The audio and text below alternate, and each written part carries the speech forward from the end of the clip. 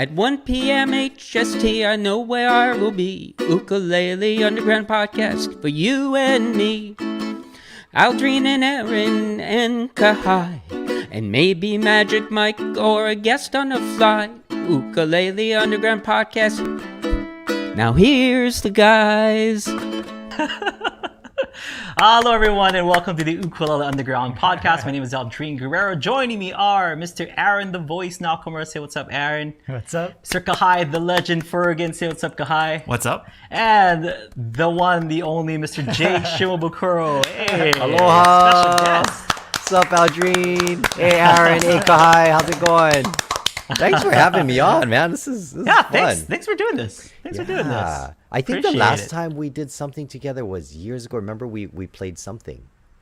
You sang for Ukulele on the Ground. I think that was like first couple years of Ukulele on the Ground. Years ago, but man, but it was here on Kauai. Yeah, but I always loved that, man. It was so cool to play that song with you, and then of course you sang it beautifully. Not only did you play it beautifully, but you sang it beautifully too. I'm just like, oh my gosh, you can do everything. So it was good fun, man. I mean, it's been too long, so you're overdue for an Ukulele on the Ground appearance. Oh man, I would love to. Dude, yeah. I mean, what you guys do is just amazing, and I just always hear so many positive comments from people. Like when I get to travel and do shows and stuff, people come with their Ukulele Underground t-shirts, and so every time I see that, I always say, oh man, are you a member, or I tell them, and I'm like, yeah, man, Aldrine, I remember when they first started that up, he and Aaron, and it's just grown. I mean, you've just, I mean, it has just become its own entity, and just the community of people that support it and that you have inspired, and all the Ukulele Underground students, and it's awesome, man. So congratulations on all your success. Thank you, with man. that. Appreciate that, hearing that from you. It's just, no, man. I always tell people, hey, if you want to learn how to play, man, go to Ukulele Underground, because that is the place. Thank you. Seriously. You're a member yourself, I think. Like I remember seeing on our members list. I'm like, Jake is a UU Plus member. I was one of the I joined early on, years and years ago, man. Oh snap. Yeah. That's cool, best. So what have I taught you so far, Jake? Oh man. I've learned a lot from your site. Are you kidding me? I remember, I think the last time I was playing, I was on tour, and I was just like, I just wanted to see what you guys were up to. And so I went online and I put up, you covered that Eric Clapton song. I mean, you were teaching that Eric Clapton tune. Was it, it was either You Look Wonderful Tonight or Tears in Heaven or something. It was like one of those, I think. I mean, this was a while. It must have been a long time ago posting, but yeah. But I just love all the songs that you guys choose and select. Because it's just such a great selection of not just traditional stuff, but also very modern and contemporary. And sometimes sometimes I jump on your site because just to see, just to learn some of the more contemporary stuff that's out there, because you always stay so current, with everything going on. Like I feel so old awesome, sometimes, man. I'm just like, I don't even and it's so hard now, because I mean, even just to when you're traveling and stuff, sometimes it's hard to even get on the radio and things like that. So you get so stuck on just listening to your own playlist of songs that, you just have been listening to for years and years and years. And, so sometimes it's hard to always keep up, with the really cool stuff, the cool underground stuff that's happening. So you always do such an amazing job of that. Thank you. Appreciate that. I mean, especially coming from you, we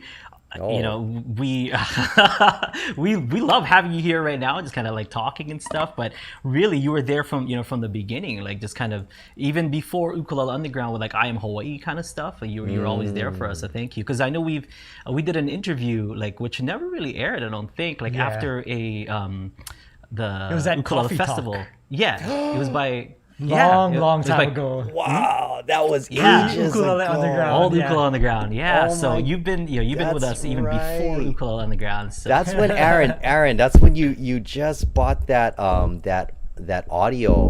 What's that thing called? Sorry, let me tighten my microphone stand here. I remember you had just bought that recorder thing, that mobile Was recorder. it like a Zoom? Yeah. Yeah. I remember that because you were so excited about it. Yeah, that was like 15 years ago. I feel like it was it 15 a long years ago? time. When Yeah. did you guys? It was about that. How long ago has Ukulele Underground now been? Well, we started in Ukulele Underground launched in 2008 officially, but we were around 2007 just to kind of have like the forum and stuff. But prior to that, I Am Hawaii was like 2004, 2005, six. Yeah. So it's been a long time. We've been doing this online ukulele teaching thing for a while, man. Dude, and that's why you guys are so good. I mean, you guys been doing this. I mean, you were just on the cutting edge. I mean, just on the forefront of. I mean, the way I love like the triangles and the like all the diagrams they use for teaching. Dude, I don't know how you guys do all that. And you were doing that stuff like years ago, man. Nobody else. That's actually all like that that's Aaron's vision. Like Aaron's the producer of all these videos and stuff. I just come up with content. I mean, like we talk about how we're going to present it, but for the most part, like the visuals are all Aaron, and that's him. And now like there's so much that's out there right now, and it's basically just off of the template that Aaron has started through like 15 years ago, like you said. You're the man, Aaron. Crazy. You're the man. We should stop talking about us since we have it here. God. So yeah, man. We talk about you a lot in this podcast. We have our own Jake on this podcast. I know. And when I logged on, I was like, what is that? Is that like a green screen thing with my face? Oh my gosh, that is who sent this to us, Kai? That was Mark. Mark on Kaiko. He sent us over. Like he got it custom made because I guess there's like a place online where you can get like cutouts and stuff of pictures. And I guess he just submitted whatever like press photo that you had and it printed out this awesome thing and he sent it over to us. Oh my goodness. So funny. Because we used to have a thing where whenever we mention Jake, we have to hit a bell, right? Or Whenever your name gets mentioned on the podcast, we would have like this. We would have this sound that we would put together, like, oh, it's our Jake alert. Oh, man. So it's kind of cool to finally have you on the pod. But thank you so much. Thank you for making the time, man. I appreciate it. So I mean, and it's for everyone tuning in. I mean, it's just funny because Aldrine and I, we talk all the time on the phone. And we do stuff, and we always like text each other and stuff. But it's so.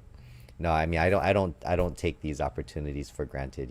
I really appreciate when you invited me to be on here, and man, I just think you guys are just so awesome with what you're doing. Thank you, man. And I mean, you're always so kind, with your time, with your talent, with with the way that you share things with with not just us, but with pretty much everyone. And like growing up and watching you on Hot Hawaiian Nights, like Hot Hawaiian Nights, that Pure Heart at Don Ho's. That's like one of my ukulele Bibles. Like I would just watch that over and over, and just like and those songs I play today still. Like it's one of those things that like growing up and watching you on TV, and now like I get to talk to you and stuff. We get to hang out sometimes.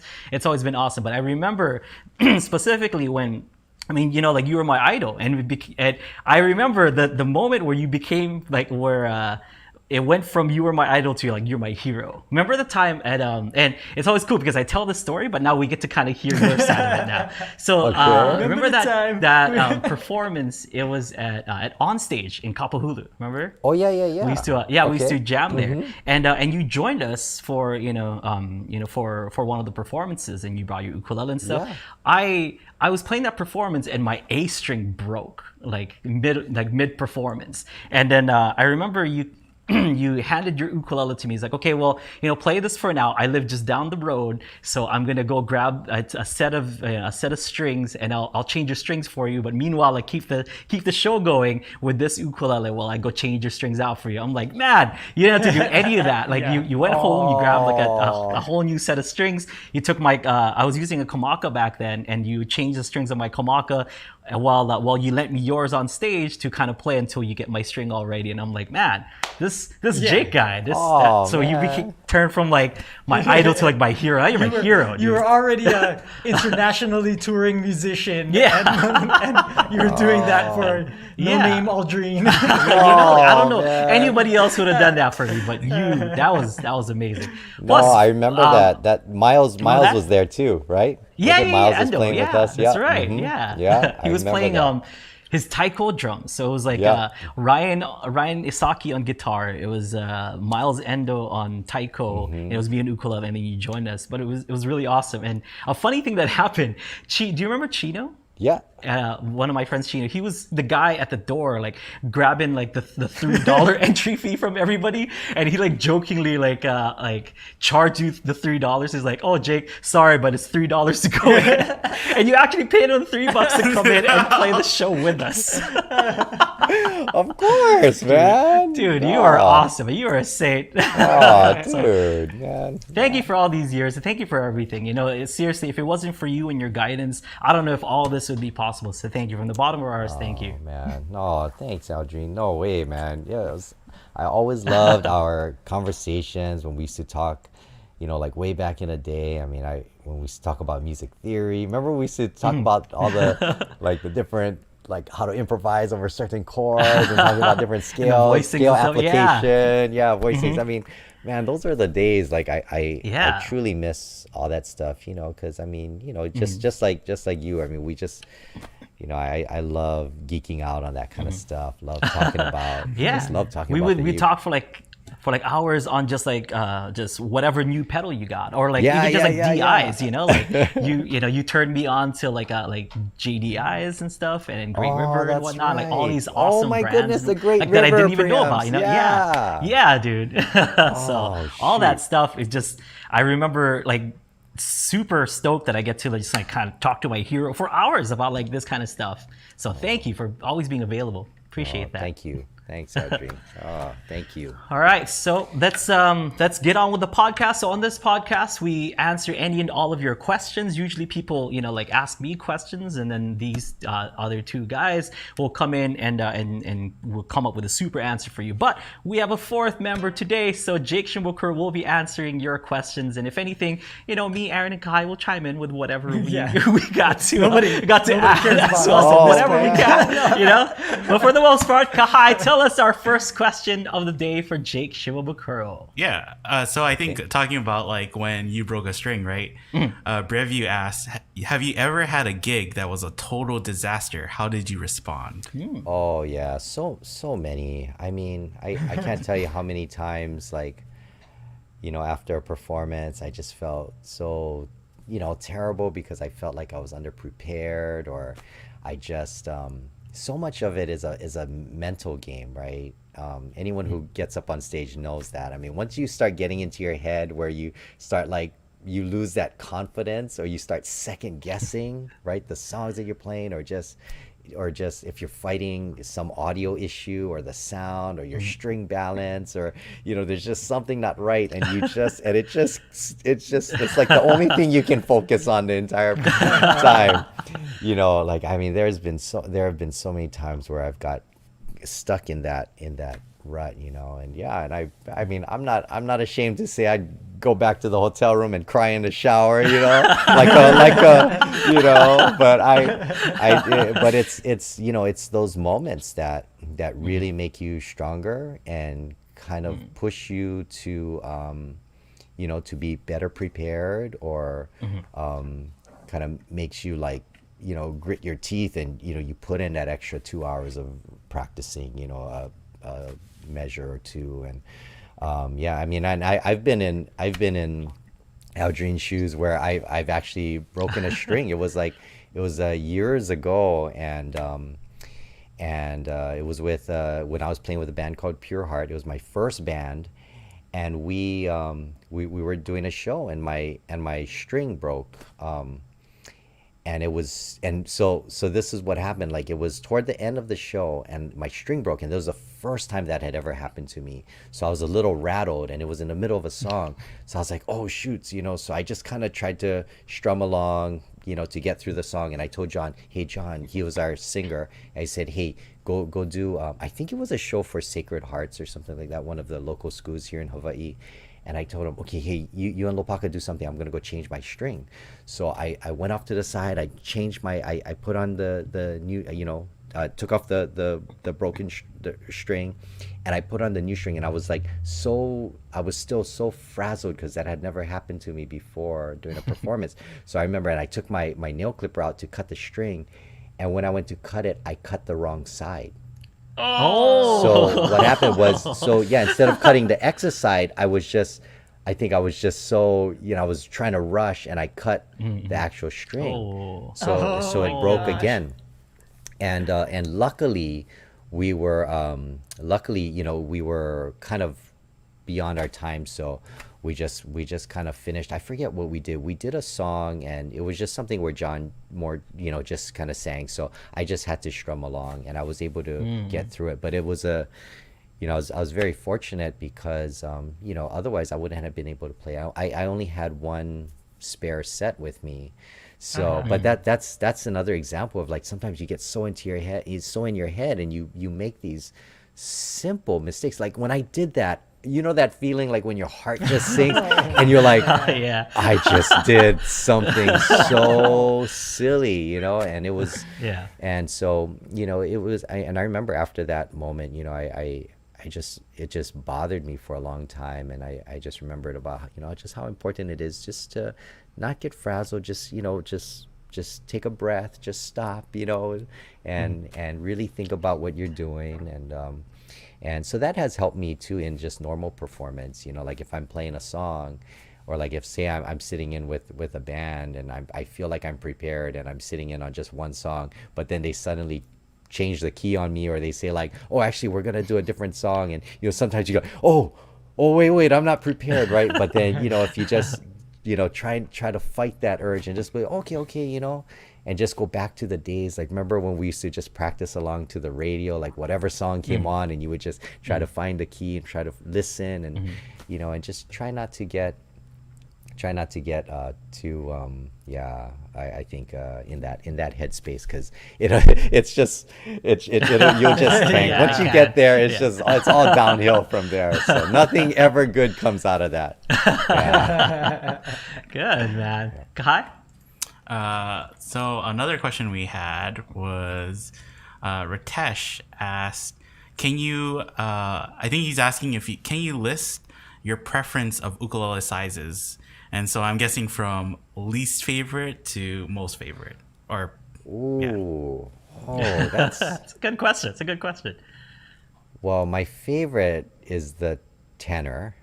Okay. But when I was younger, my favorite was the concert. And the reason for that was because Kamaka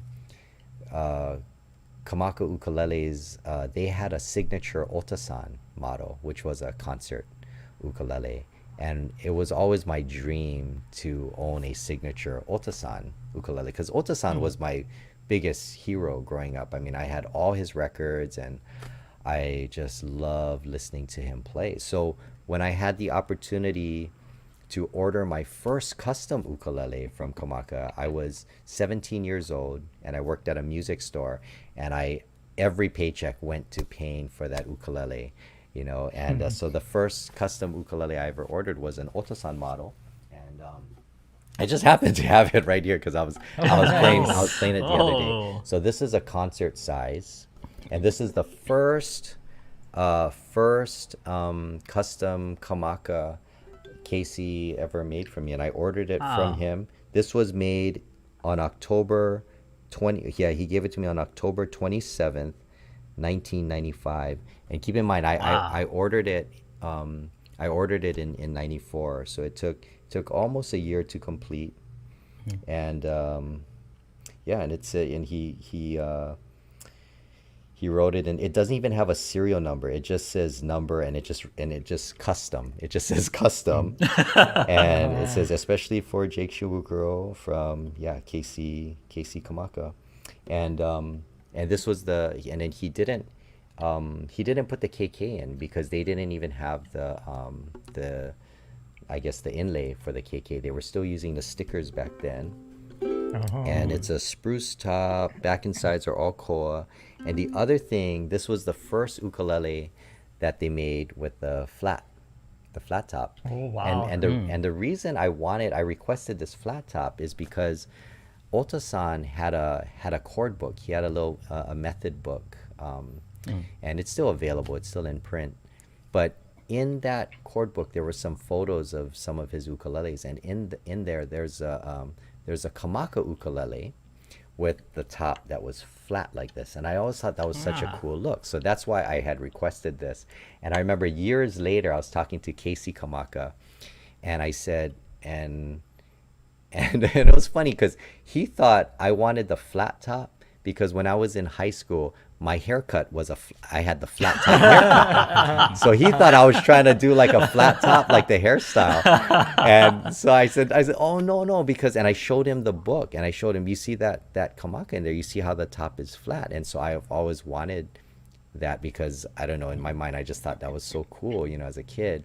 And he said, oh, the only reason it's like that is because it was unfinished and they didn't cut the crown Scallop into it that. yet. Yeah. So I was like, no way. So actually, but ever since I was a kid, I always just wanted that flat top ukulele because of that ukulele that I saw in that book, which apparently was an unfinished uke, and that's the only reason it had the flat top.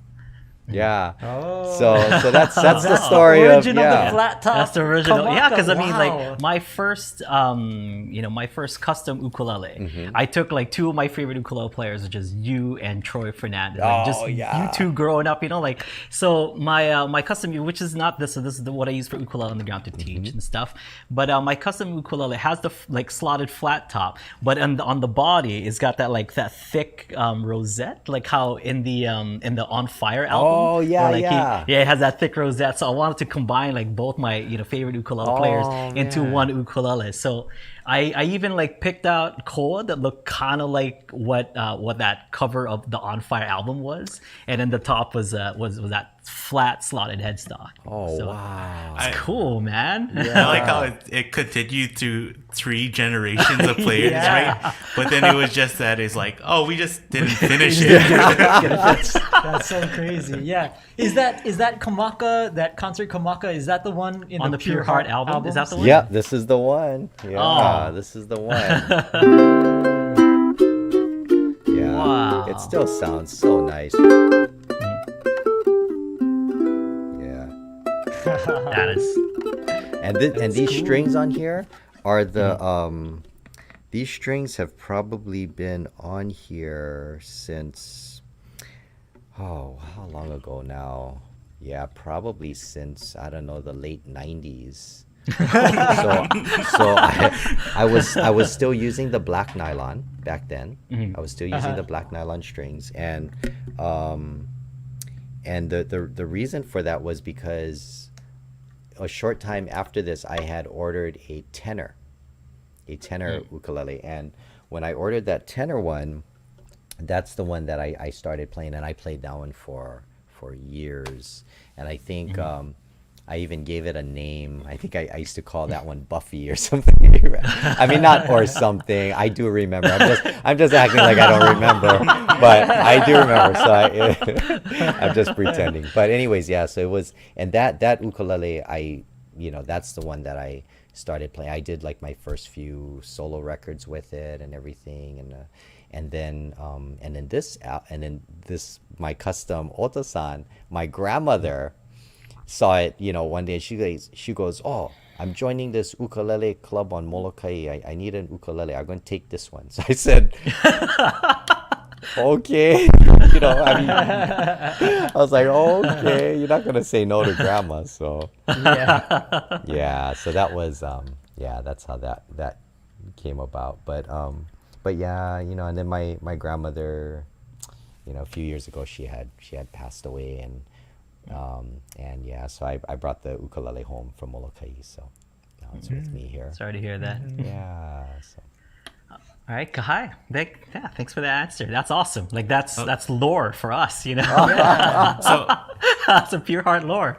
well, kind of going back to the question, right? So, would you say that it's That's right. I'm tenor sorry. I didn't even concert? answer. I didn't even answer the question. I got so fixated on this. So yeah. So I guess like before the concert was my favorite, but now today the tenor is my favorite. So I guess I would say tenor. Yeah, tenor, concert, standard, and baritone. I guess so. Tenor being my favorite. Yeah, tenor, concert, standard, and baritone. Yeah. So I do like the baritone. I mean, I don't mean to put the baritone last because it's a wonderful instrument, but when I play the baritone, I don't feel like I'm playing the ukulele. You know, it puts me in a different headspace. So so to me it's to me I just look at it as a completely different instrument, you know. So there are times where I play like if I play the baritone, I love it. I love bringing it out on the road and doing like 2 or 3 songs with it because I think it's such a contrast, but then I still feel like I need to pick up my tenor or pick up a concert or or a standard because it doesn't fulfill me in the same way. You know what the heart wants. Yeah, and I think it's that upper register that I love. I just love that upper register, from middle C and above, because it's because of the absence of the bass functioning tones. Right. Once you pick up a baritone, now you're in the bass range, right? Or if you have a tenor ukulele, 4-string ukulele with a low 4th string, again, now you have notes that are functioning as bass tones. So I think I like that, and that's why I've always played the reentrant tuning with the high 4th, is because I am free of bass functioning tones. Yeah. Oh, this might be a good time to ask your question. Oh yeah, From so last week, yeah. we had a question last week about like slash chords, Slash chords, so it's kind of like playing that's like the bass, that plays over that chord. You as a solo ukulele player, how do you like approach slash chords? Oh yeah, it just depends on the song and where the melody is placed. Yeah, that's a tough one because like I find that sometimes even though the movement is not necessarily in the bass on the ukulele, but if it's somewhere in the somewhere in your voicing in one of the middle the middle tones, it still satisfies my ear as if I'm hearing that movement, right? Because you just want to hear that.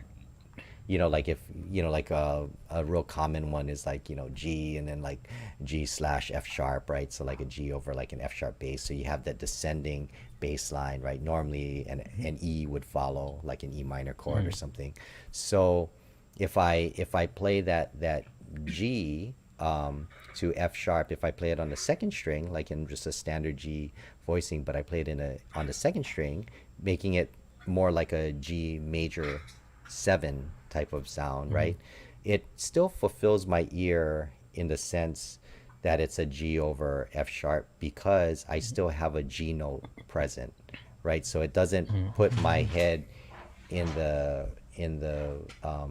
space of it's functioning like a 3 chord, like a B minor chord, but because there's a G still in the melody or somewhere in the voicing, I still hear that tension of the G against the F#, so that minor second. So yeah, so for me, I think as long as you put it somewhere, but then also like just using your ear, if you feel like it's something that you can get away from and you don't, and if it's not really necessary, then yeah, it's okay. But if you feel like something needs to happen there, like I like to put it in. And then the other thing is another trick you can do is like just get away from the low D. Like if you have that low D note, right, in the G voicing, so playing the D on the 3rd string, if you get away from that, and then you, instead of on the 3rd string playing the D, just play the G on the 7th fret of the 3rd string, right? So you're gonna have two unison notes, right? Because you have the fourth open G and then you have the G on the seventh. But then when you when you go down a half step from that G on the third string to the F sharp, now you have the G against the F sharp, right? And then your brain takes that G, which is the lowest note in that voicing, and then it's hearing the lowest note in that voicing go down a half step. So now you have that F sharp, but you still have that open G on the fourth string. So your brain is like, okay, yeah, technically that is a G over F sharp, right? Because your lowest tone is still the F sharp, but you're still playing the G chord over that. So that's another way to get around it, you know. Yeah. Oh yeah, thank you. Yeah, we had that question last week, and like that's basically what we told people in a less interesting way. We're just kind of like, well, it's kind of the bass, as long as you kind of have it in there, like it should be good. Because like and you if said, not, like, disregard. But disregard it if it's not really that necessary. Then it's totally fine to not play the slash note in there, unless, like you said, it's part of maybe a descending bass line. There's some kind of thing going on in the bass that that you might want to do on your ukulele, then yeah, put it in there.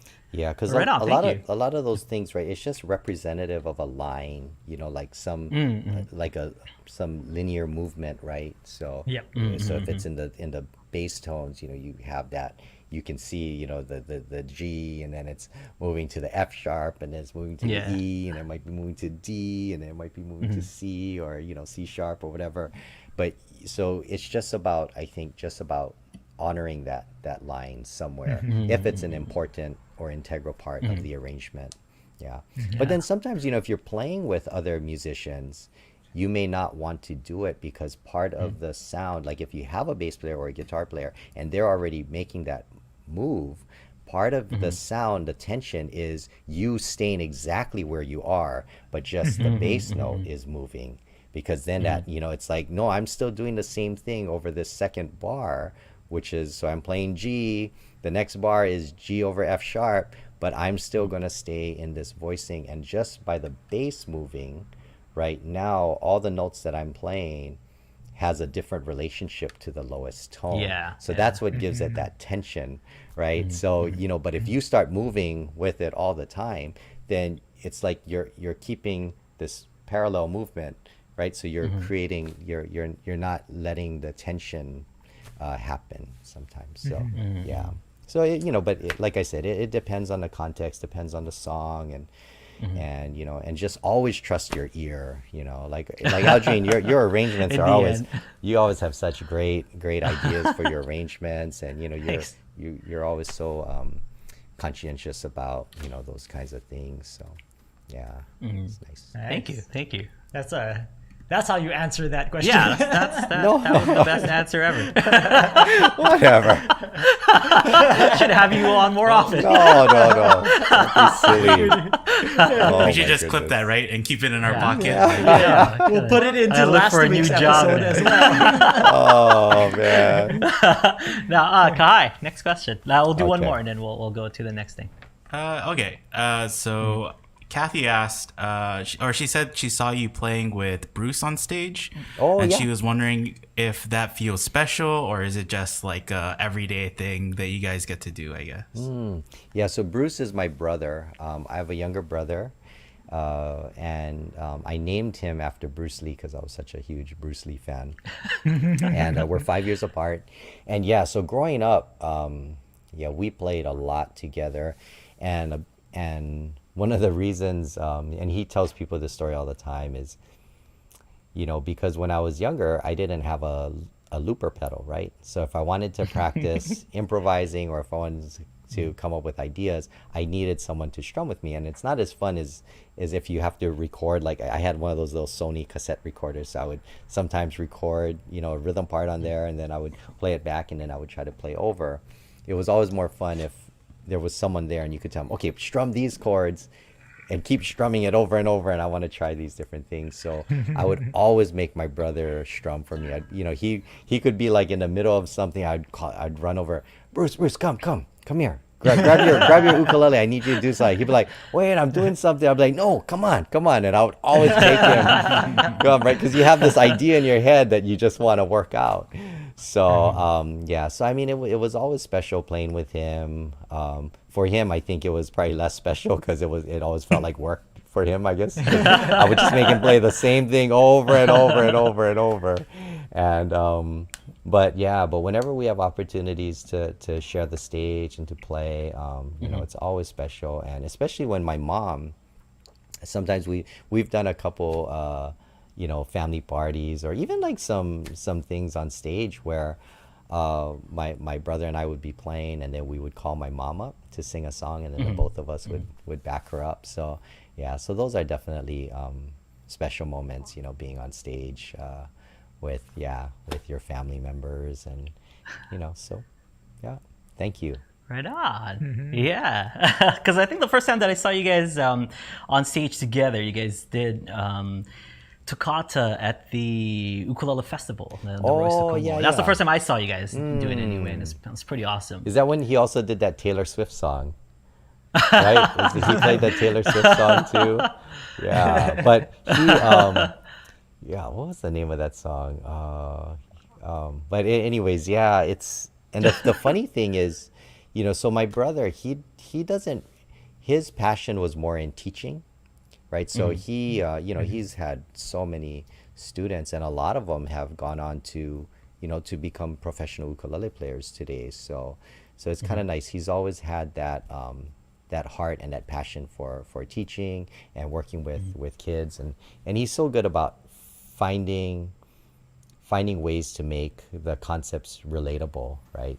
He's so good. So you know, so he hasn't, I know even recently, you know, he hasn't been really performing much. I keep telling him, you know, man, you should just do a new record or something, because he's always writing songs. I mean, he's still writing things, and a lot of them are really great ideas. You know, I tell him, you should record it, you know, and but so hopefully one of these days he'll get around to recording something new, and and hopefully we'll get to play a little bit more together. So. Yeah, we've had him on Ukulele on the Ground, and he's done like a beginner's course and stuff. And he's actually the guy responsible for the like point yourself and point down to the ground. I'm like, that is so genius. And ever since then, I'm like, that's how you strum. You point yourself, you point down to the ground. It's kind of wrist movement and stuff. Right. I'm like, that is so cool. Like, and you know, and we had to have him on because I think I went to he used to work at like an ukulele shop, and I went, and he's like, oh dude, just excuse me, I have to do a lesson. I'm like, oh, that's awesome, I'll sit on the lesson too. So I sat it and I watched him, and I was amazed. I'm like, this is like the best ukulele, like beginner ukulele lesson I've ever sat in on. Like it's seriously so like easy to follow. And I'm like, we gotta have Bruce on. So I told Aaron, I'm like, dude, let's get Bruce on Ukulele Underground. It's pretty early too, and that's when he kind of introduced that. I'm like, that is so cool. He has really good ideas too, like, you know, just getting in the right headspace, or like how to you know, approach improvisation and things like that. But so he's really good at that. And and that's another thing he's doing too, is, you know, he makes his own line of ukuleles now. So he's always kind of been involved in the retail of selling ukuleles, and you know, and now making ukuleles. So he's doing very well. Okay, cool. So let's move on to our next segment. We'll answer a little bit more questions if we have time after this. But the next thing that we're going to play America's favorite game, everyone. We're going to play America's favorite game. So we told Jake that we're going to play a game, but we didn't tell him what game it was. You can explain what the game should be. Okay. So this game is called Jake or Young Kid. So Mr. Jake Shimabukuro here is one of the most, if not the most covered ukulele player on YouTube. And there's been some amazing young kids playing Jake's songs.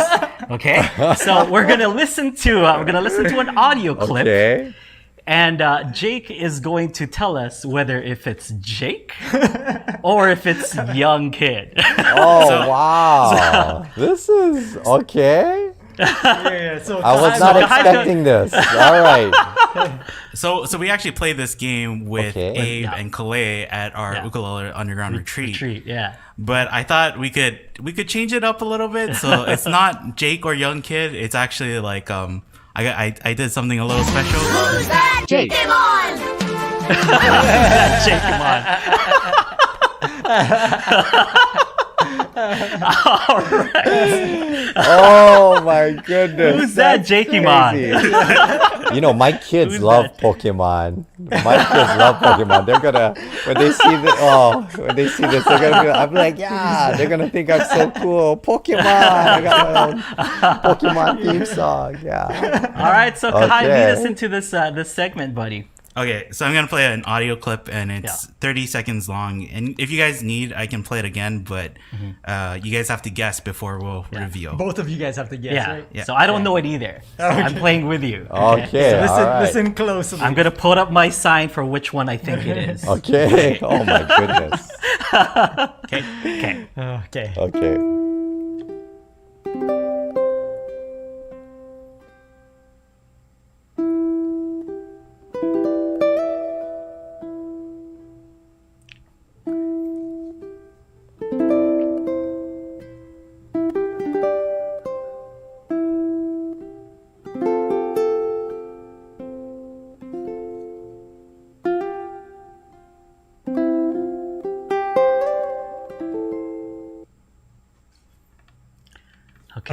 Okay. All right. Do you need any more Aldrine, go time? first because then he won't be influenced by Jake's. I think this one is Jake. Honestly, there's like little notes in there that I heard, and I think just quality because I have headphones this time that I'm listening to. I'm hearing the quality. Okay. And I think it's Jake, or it's gonna be a really amazing kid. But I'm voting Jake.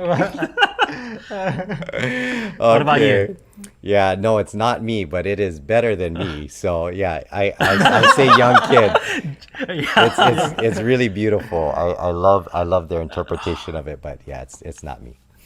Isn't it? Okay. Here's You the guys reveal. ready? So what's the reveal? 3, 2, 1. Oh, Nice. Rion Yoshida. Really beautiful. Yeah, way better. A lot of emotion. There's this note in here that he does where he goes.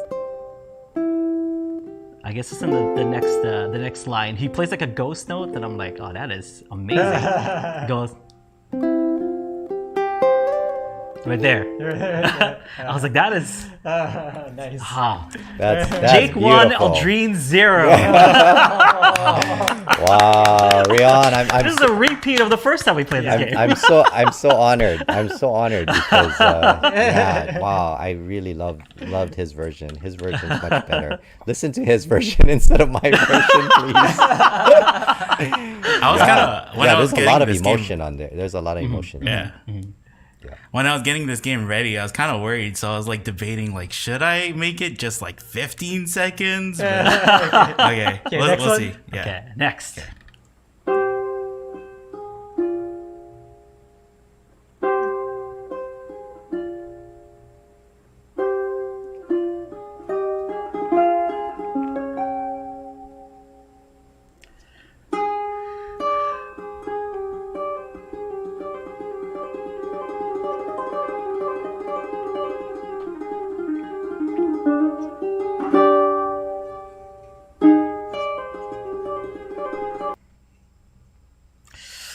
Ooh.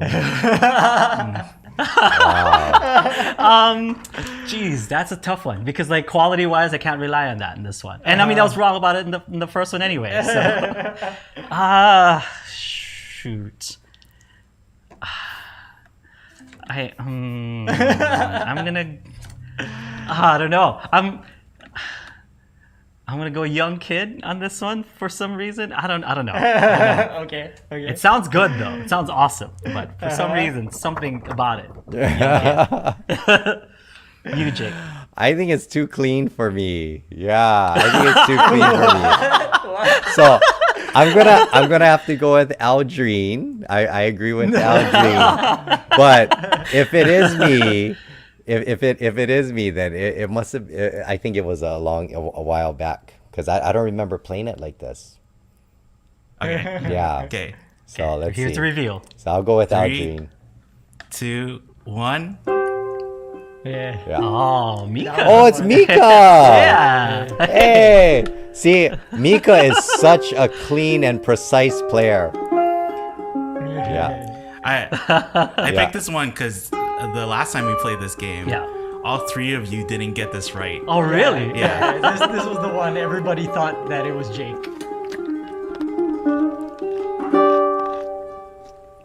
Yeah. I could.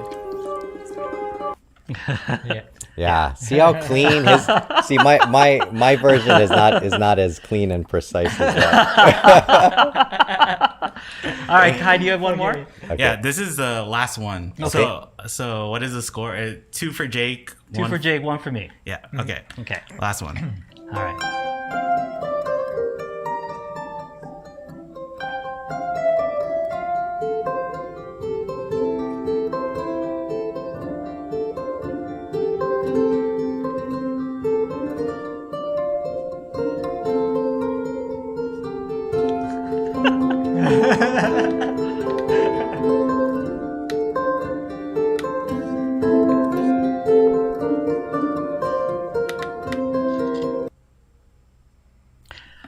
I actually know this answer. So I'm going to let Jake go first. Yeah. Because this is my answer. So you guys can see it down here. This is my answer.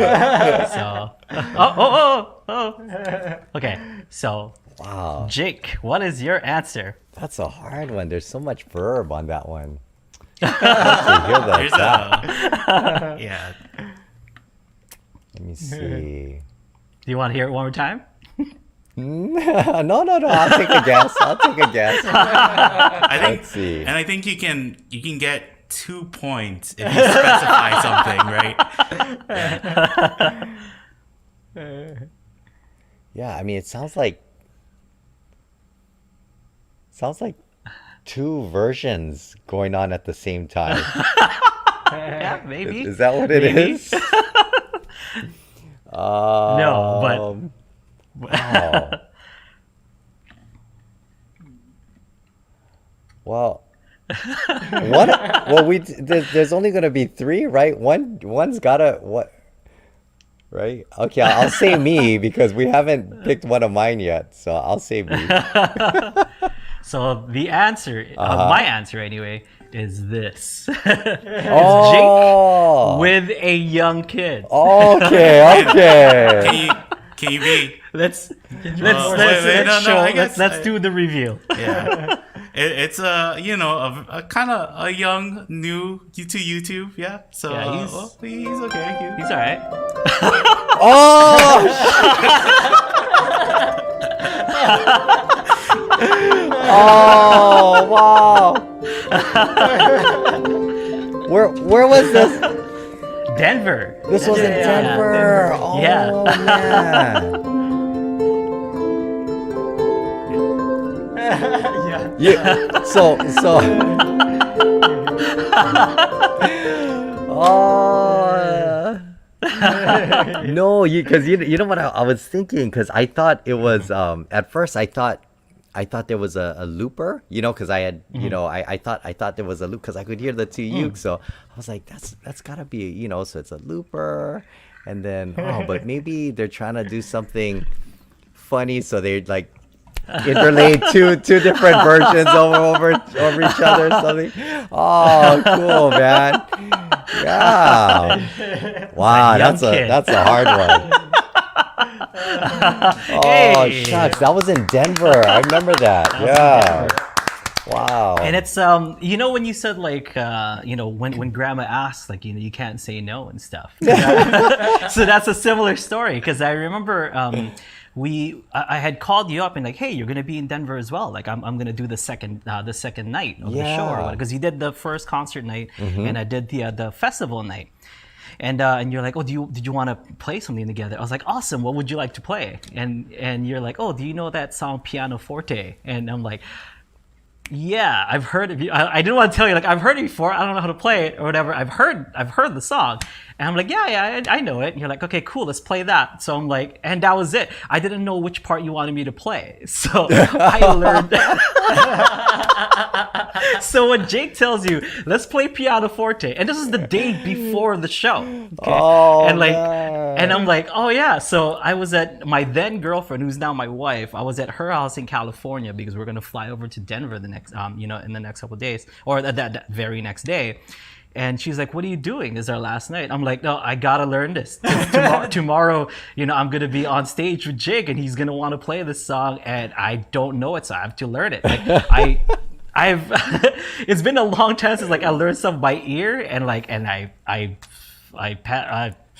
powered through it and I learned it that day and I was super nervous. And when I played you what I had, you're like, oh yeah, you can play that part. I'm like, what do you mean? Was there like a different part? And then you told me like, I guess Bruce usually plays like the like the solo part like in the middle of the song, right? Mm-hmm. And I'm like, oh, I learned like the whole thing specifically for this show. Because when Jake asks you to do something, you don't say no. It's yes. Oh, that's awesome. You should have just told me. Like, I don't really play. Let's do something else. No. It came out all right. Like I was nervous as heck because I'm like, it's my first time performing this this song like ever. But it turned out all right. Yeah, I think I mentioned that song because it was like the first song I think I ever wrote that was specifically to be played as a duet, right? I wrote it with that intent. But man, I didn't know that. You should have just told me. No. Well, you sounded great. On it. Just gotta do it. Yeah, if you look, it's like I'm usually pretty silly on stage and stuff, but that one I was all business. Like I'm like, oh my god, I hope I don't mess it up. Like I hope I don't mess it up for him, like or whatever. I was all like, you watch that video, it's like I was in the zone, like really did not want to mess it up at all. But it was awesome, man. Thanks for letting me be on that stage with you. That was in I remember that in Denver because I played that first show was the one that I played the night before was an outdoor. It was like an outdoor thing on a field, right? And right. Yeah. That must have been in what, like 2014? It's a while back. Yeah, it's a while back. Oh yeah, that was man. Yeah, I remember that and because James was there. I remember James Hill was there. Who else was? Yeah, there were a lot. It was a stacked show. There were a lot of uke players there. That was awesome. Yeah, it was so it was so great to see you though, because I remember I had kind of been on the road for a while, so it was just nice to connect and to see you. You just did Red Rocks, I think, like right before that. Yeah, I like, think dude, so. That sounds Red Rocks, familiar. like that's amazing. Yeah, shucks, man. Yeah, whenever I travel, it's always fun and stuff, but yeah, it's nice when you get to see friends from Hawaii or it's just this it's this like just this instant like just takes you back home. You're like, start talking about food and stuff like that. Yeah. All right, so I know we still got questions, so we'll do a rapid fire like question and answer. So Kahai will ask you a question. Okay. Just give your best one sentence answer so we can get as much as we can in before we wrap things up. Hey, thanks. So Kahai. Yeah, thanks for that game though. That was fun. I never. Yeah, it was trippy like hearing that. I mean, yeah, it was kind of cool. You must listen to a lot of Jake Shimabukuro. No. You know Jake pretty well. No, but you know what's interesting? You know what's interesting though, like the giveaway for me is the emotion. I can tell if it's someone else's emotion. So even though if it might be played, I can just tell the emotion because I know that's not what I'm feeling, in that part of the song or something. So so it was really interesting because I never had to do that before. But but a few notes in, you can kind of that's interesting. Like, have you ever done that with yourself, Aldrine? Like, because I bet you would know instantly if that's you playing or not. I don't like listening to myself. No, I don't. No, me too. I that's why I never listen to myself. But you can. Yeah, it's funny. Yeah, you should try. You guys should try set that up for Aldrine because no, it's a different perspective when you're hearing yourself and you hear someone else doing something. Yeah, because the feeling you have when you play a certain piece, right? Because it's always usually a similar feeling. So Right. yeah, so even if it's played, exactly or even, better or whatever, you can just tell from the feeling. Yeah, that's kind of Yeah. cool. Yeah. Yeah. Good advice for the next time we play this game. No, no. Well, the last time that Yeah. we played it, the last one was you, and you picked it up immediately. That's true. So, That's yeah. true. Like they're, I guess, what's the word I'm looking for here? Curveball was that like the last one was like me playing me and Shirley T. So I'm like immediately I'm like, yeah, that's Yeah, me. see, it's that exact same thing. It's like what because it takes you back when you hear it. It takes you you remember like playing it. It's like when you look at an old photo, even though you don't remember that memory, but as soon as you see the photo, you're like, oh yeah, I remember that. Oh, we were there doing this, right? So yeah, so it's that's pretty cool because I never experienced that before. But just hearing the sound like takes you back to that time. Wow, that's cool. The last time we played it, Kalea was the big winner. Kalea who was the had, big winner. He could recognize everything, Yeah, and he was he's- like, "Oh, it's the tone. The tone is Oh, really? quite right." But what was funny, right, was Abe was like, "Yeah, the tone. I think the tone's not right," and Abe was not great at that game. Yeah. Oh, that's so Like, funny. congratulations on winning the second annual Jake Oh, or Young man. Kid or All right. Jakémon. Who's that Jakémon? Oh, thanks, man. Thank you. All right, so rapid Okay. fire, Kahai, go ahead. All right. Question. So David said, "I play all types of music, including classical and blues, with a slide. Can you do all of this with an ukulele with a radius fretboard? What is the maximum radius to get?" Oh, that question's above my head. I've never played with a radius fretboard before, so it's always been a flat, fretboard. So sorry about that. I wouldn't know how to answer that. Have you used a slide before though? Yeah, have you used a slide? Yeah, but with a flat fretboard. Yeah. So Is there anything special you gotta do with a regular ukulele to use a slide, or is there anything you should do? yeah, you just want to raise your action a little bit. I think that's the biggest thing. But if you're trying to get like, what was I gonna say? Yeah, if you just raising the action, what I know a few people do is they have two different saddles that they can put in. So when they're playing normal, they just have their normal saddle, and then they have a saddle that's that's slightly higher that they can just switch out and throw it in, for slide work. Yeah. Oh, cool. Jason Arimoto does really nice slide stuff. Yeah. He Yeah. has, what did he use? He used something to like put in. Q-tip. Like a Q-tip. You put like a Q-tip on this side, so it just kind of raise it. Oh, from- yeah. From the headstock side. Yeah. Yeah, so I did like when I used to play in a band after Pure Heart, I played in a band called Cologne, and one of the songs that we recorded, it's called "Will He Come Down," and yeah, so I did a lot of slide stuff, and I just what I did was I just tuned the ukulele to an open string, so I tuned the A down to a G, so I had the open tuning, and then just Cool. kind of did some of that stuff. Not so much like lead playing, but more like chord and more for the effect of kind of that sliding and just kind of like those Cool. weird sounds and things like that. But yeah, that's an awesome sound. I love that. All right, Kai. So Kristen Sue asked, "Does Jake have some musicians who inspire him?" And then we also had a question from Rudy who asked, "What continues to inspire you? Besides Aldrine, who are some of your favorite ukulele players to listen to currently?" Oh, probably all the same people that that Aldrine listens to. I mean, I love listening to all ukulele players. I mean, everyone. When I was a kid, Otosan was my biggest inspiration. Otosan and Eddie Kamai, and of course Roy Sukumo is one of my teachers. So that lineage, has always been very important for me.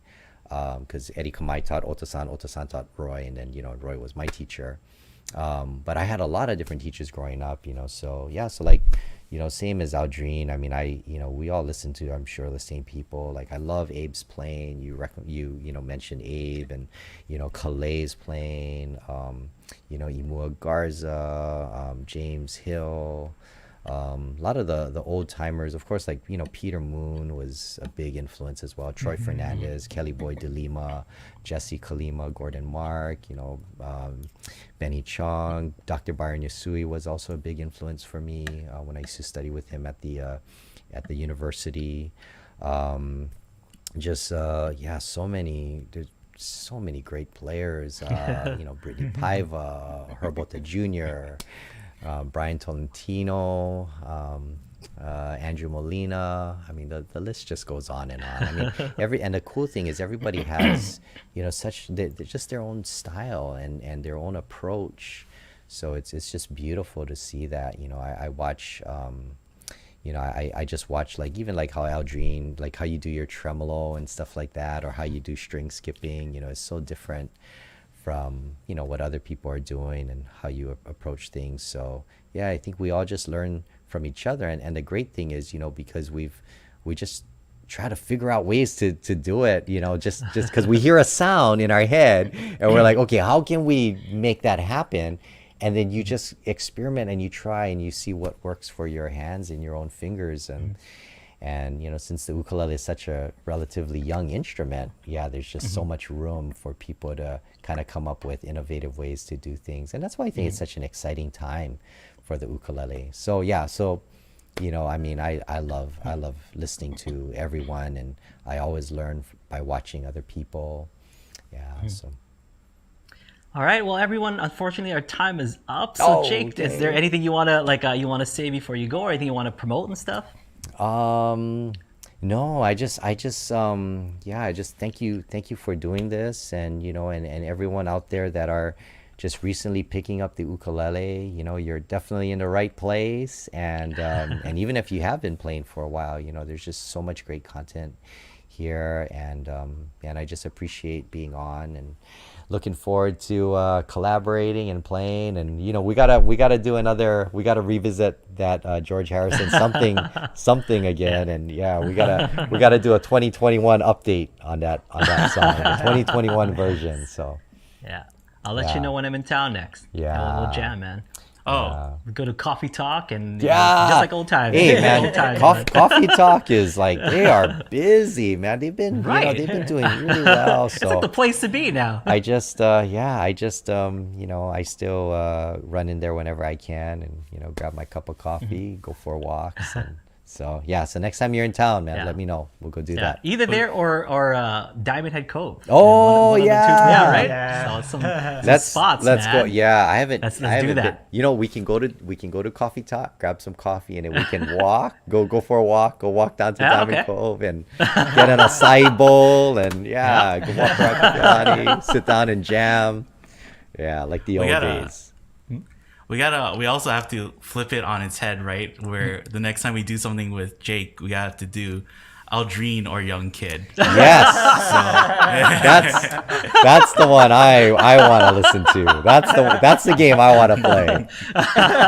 So, All right, well, Jake, thank you so much, man. Thank you for for spending some time with us. Thank you for sharing some knowledge with our audience and with us too. And it's really, really, really, really an honor to have you, man. Thank you so much. No, thank you, and I appreciate it. And just thanks for having me on. And let's do this in person soon. Sure. We'll do. Sounds good. All right, everyone. Thank you so much for tuning in. We'll see you folks next time.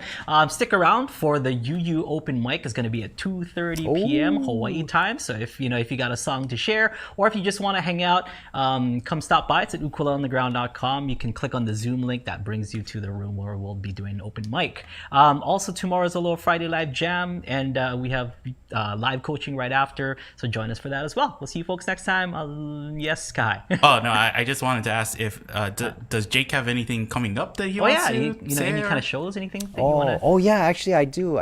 Oh, I want to add Mika Kane to that list too when we were talking about ukulele. Oh yeah. He's fantastic. I actually have my first tour coming up since the lockdown, but that's in June. So we're starting over in Clearwater, Florida. Then we go to I think that's on June 9th, and we just work our way up to Orlando, Jacksonville, Decatur, Athens, Knoxville, and Greenville, South Carolina. Then I'll be coming back home. So that'll be my first tour. Yeah, I know. So we'll see. Yeah, looking forward to it. It'll be nice to get out there and just share some music and aloha with people again. So, yeah.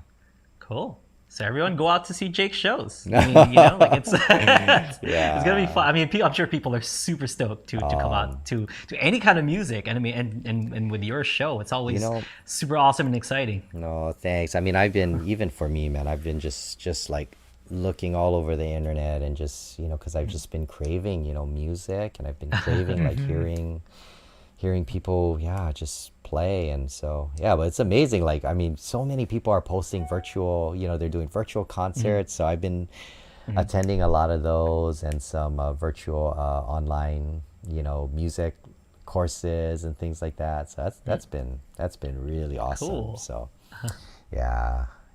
But anyways, all right, everyone. Thank you. And more Ukulele Underground for sure. For sure. Yeah. Thank you. Subscribe, join, be a member. It's the place to be. Yes. Support live music, support, like, you know, these musicians that are doing stuff online, because, you know, you never know when things start to open up again, and, you know, you'll miss the opportunity to just kind of interact with these people online from the comfort of your own home. So it's always nice to participate and support musicians worldwide. Yeah. All right, guys, we'll see you folks next time. Aloha. Thank you, Jake. All right. Aloha.